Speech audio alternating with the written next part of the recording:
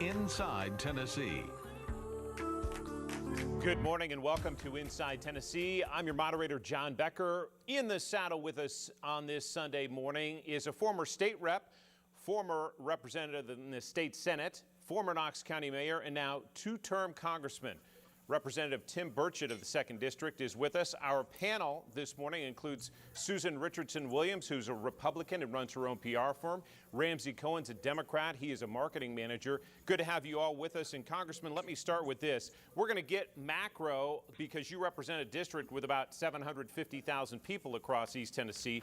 But I want to go micro on a couple of questions to lead us off in the economic arena. And one has to do with the Midway Business Park. You helped cut the ribbon on that this week. It's about 350 acres in East Knox County. You were a big proponent of this as mayor of Knox County. In fact, you led a tour of skeptics on a bus tour that we were on back in 2015. In a scale of 1 to 10, 1 being nominal, 10 being the best ever, where does this project rank in terms of what it will do to Knox County's economic health? Well, it's huge. I'd go over 10, really. When it first came out, it was the folks out there, and I identify with a lot of those folks. They're great, hardworking people, and so many times everybody thinks it's all West Knoxville, and I tried to go in the opposite direction of that. And it was sort of sold that it was going to be industrial jobs in the beginning, and they were talking maybe smokestacks, and people were really upset about it and concerned, and the community felt like it wasn't what they wanted, and they thought that it was getting crammed down their throats, and so I effectively stopped it, I guess you would say. And then we got back. We needed industrial jobs. I mean, not in jobs. Sorry, we need highly technical jobs in this community. I talked about a kid at Austin East High School or Bearden or Farragut or anywhere, graduates from high school, to get a technical job, they'd have to go to Asheville or Nashville or someplace else. And I guess it really hit home to me the morning after we passed it. I get a phone call, and it was Big Jim Haslam, and he still calls me Timmy because he knew me when I was a little boy. And he said, "Timmy," and I said, "Yes, sir, Mr. Haslam." I didn't know if he was mad at me or not. Sometimes he calls and he's mad. Sometimes he said, "What you just did was generational." And so I felt really good about it. I felt good about it before, but we really need buy-in from the community. And you're right. We took a lot of tours out there. We took people to business parks that we showed that the kind of things we wanted it to be and the kind of things we didn't want it to be.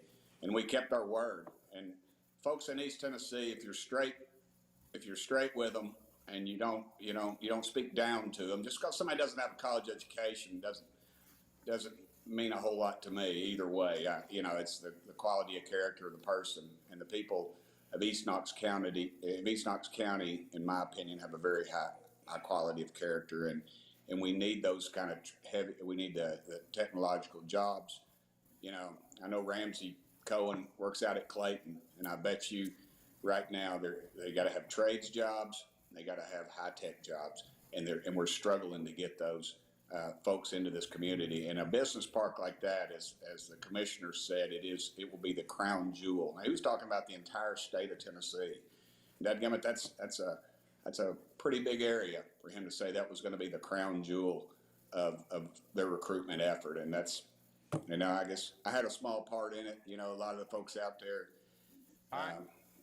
the county commissioner out there, Dave Wright, and others, were really came to bat for me out there, and I think it's a good product. Let me jump in here with an economic question that is happening right now in Congress that you're a part of too, and it's the opportunity zones and extending the amount of time for those. This is a bipartisan piece of legislation that you're working with a Democrat from Texas on, and it's really extending a program that's already underway. But explain, if you can, in 30 seconds, an opportunity zone. And also, before you do that, want to hear what you think a high-paying job or a good-paying job is. Is that $40,000? Is it $57,000, like the median household income in the 2nd District? What is the number to you? And then explain opportunity zones. Well, I just toured a mechanic shop in West Knoxville, Christian Brothers. And they have mechanics out there that are making in excess of $100,000 a year. and that is a good paying job. You know, I realize in Los Angeles, $100,000 probably isn't a lot. But dadgummit, in Knox County, that's a pretty good job for somebody who doesn't have a college education and maybe has a couple of years or 18 months in a trade school. So I think, you know, you let the market decide. And, you know, we have situations now in construction for the trades that people are offered 10 cents more or $1 more an hour, and they're walking off the job. They're going just right next door, a block over, and taking another job. And we are struggling right now to fill those positions in some of the trades. And so I think the market would decide it. But thank you for bringing up our, you know, our economic opportunity agenda that we've talked about. I call it a moonshot because what's happened is these opportunity zones in the past, they're decided by census, and we need to fine tune some of it, because if you look at Knoxville, for instance, the Knoxville College site right now that we've looked at over and over, are they going to reopen the school or are they going to redevelop it? That is not an opportunity zone, but you have areas out in East Knoxville, maybe in the 5 Points community, that are. So we need to revamp that. But this deals specifically with the tax incentives that are available. There's been over $50 billion in investment.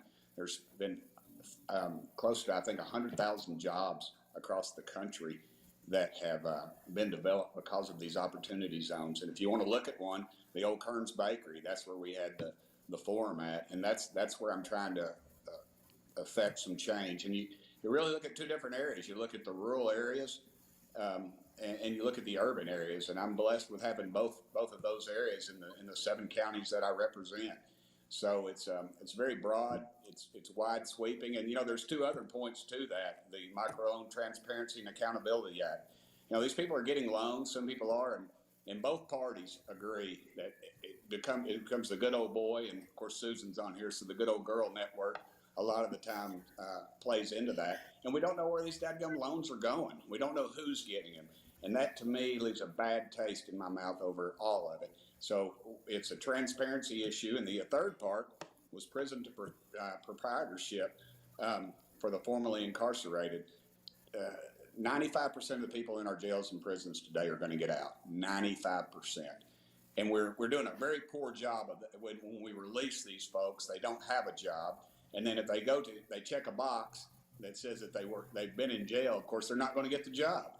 And we've got to associate them with entrepreneurs while they're in jail or in prison, so when they get out, they have an entree into that. And this will allow for recruiting of them too, as well, in some of these trades positions. I know a lot of people that have gone to jail, and honestly, the difference between me and them is, or me and some of their friends or whatever, that Greg Isaacs didn't represent them. You know, they didn't have that kind of representation, so they ended up going to jail. And so, you know, it's a revolving door, and I think it really it works against our minority populations, to me, and that's very unfair. And so I'm trying to reach out to the community, and the Opportunity Zone, the original bill, Henry Cuellar out of Texas is helping me with that. The prison proprietorship is, I'm trying to think of his name right now.